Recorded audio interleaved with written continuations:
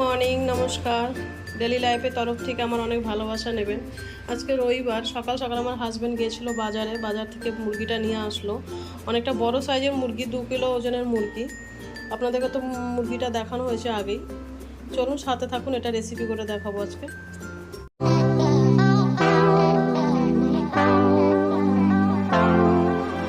ভালো করে ধুয়ে নেবো, ধোয়া হয়নি, ধুয়ে আমি হলুদ লবণ মাখিয়ে নেবো। মাংসটা আমি ভালো করে ধুয়ে নিয়েছি, আমি হলুদ লবণটা মাখিয়ে নেবো আগে।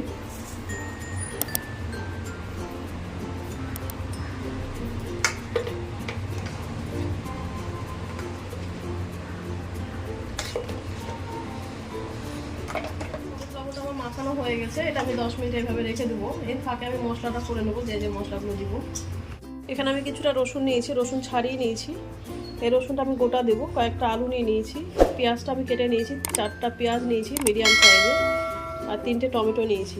আর এখানে আদা জিরা পেস্ট করে নিয়েছি, শুকনো লঙ্কা, ধনে গুঁড়ো অ্যাড করে নেবো। যতটুকু মাংস সেই পরিমাণে আমি মশলাটা করে নিয়েছি। আমি এর মধ্যে মশলাটা মাখিয়ে নেবো। আগে তেলটা দিয়ে দেবো, কাঁচা তেল দিয়ে দিলাম।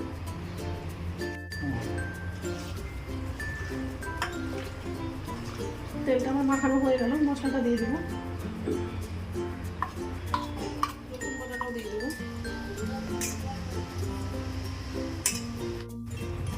মশলাটা ভালো করে মাখিয়ে নেবো।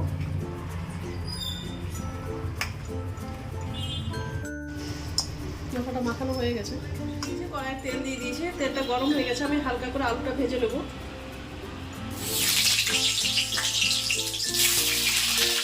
একটু হালকা হলুদ দিয়ে দেবো, আলুটার কালারটা ভালো হবে। ভালো করে 5 মিনিট ভেজে নেবো। হালকা করে ভেজে নিলাম, নতুন আলু তো ওই জন্য হালকা করে ভেজে নিলাম। আজকে মাংসটা আমি একটু ঝাল ঝাল করে করবো। শীতের দিনে মাংস ঝাল ঝাল করে একটু ভালো লাগে। আলুটা উঠিয়ে নিলাম, এর মধ্যে কিছুটা গোটা জিরে দিয়ে দিলাম, দুটো তেজপাতা, একটা লঙ্কা, কয়েকটা দারচিনি দিয়ে দিলাম, দুটো এলাচি দিয়ে দিলাম, লবঙ্গ দিয়ে দিলাম, বড় একটা এলাচ দিয়ে দিলাম, দিয়ে দেবো এর মধ্যে।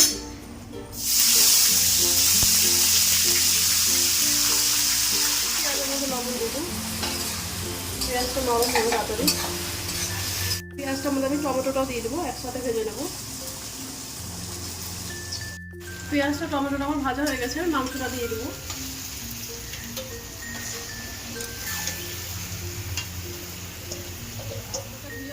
মশলার জলটা ছিল, আমি মশলার জলটা দিয়ে দিলাম একসাথে গোটা রসুনটা দিয়ে দেবো। এভাবে 5-10 মিনিট আমি ভালো করে একটু নাড়াচাড়া করে নেবো, দিয়ে জল দিয়ে ঢাকা দিয়ে দেবো। বড় মুরগির সময় লাগবে। রান্নাগুলো উনুনে বেশি ভালো লাগে খেতে, আমি উনুনে রান্নাটা বেশি পছন্দ করি। এখানে উনুনের ব্যবস্থা তো নেই, তাই গ্যাসে করতে হয়। যখন আমাদের গ্রামের বাড়িতে যাব তখন আমি উনুনে করে দেখাবো আপনাদেরকে। গরম জলটা দিয়ে দেবো।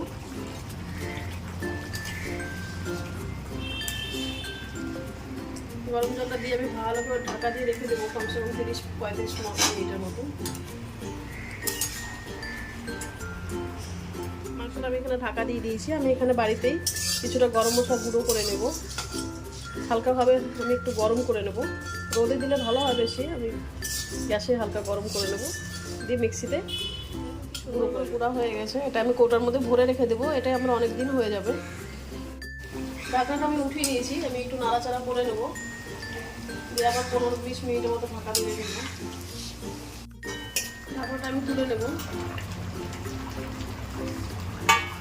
জলটা অনেকটাই আছে, গ্যাসটা বাড়িয়ে দিলাম। গ্যাসটা বাড়িয়ে জলটা শুকিয়ে নেবো, দিয়ে দেবো। ভালো করে আমি গ্যাসটা বাড়িয়ে জলটা শুকিয়ে নেবো, কষিয়ে নেবো। জলটা পুরোপুরি শুকিয়ে গেছে, মাংস থেকে তেল বেরিয়ে গেছে, কষানো হয়ে গেছে। আমি গরম জল করে রেখেছিলাম, গরম জলটা দিয়ে দেবো।